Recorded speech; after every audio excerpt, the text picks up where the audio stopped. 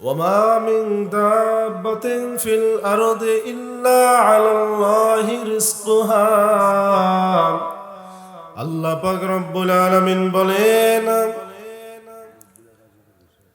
এই পৃথিবীতে এমন কোন প্রাণী নাই যার রিজিকের দায়িত্ব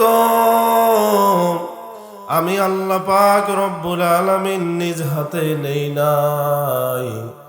এমন কোন প্রাণী পৃথিবীতে নাই। ও বান্দা, তুমি লক্ষ্য করিয়া দেখো, সমুদ্রের নিচে পাথরের ভিতরে একটা প্রাণীর বসবাস রয়েছে।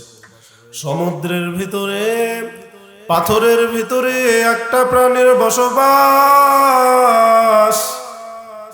মানুষের চোখে দেখার কোনো ক্ষমতা নাই, কিন্তু আমার আল্লাহ পাক রব্বুল আলামিন বলেন, ওই প্রাণীটাও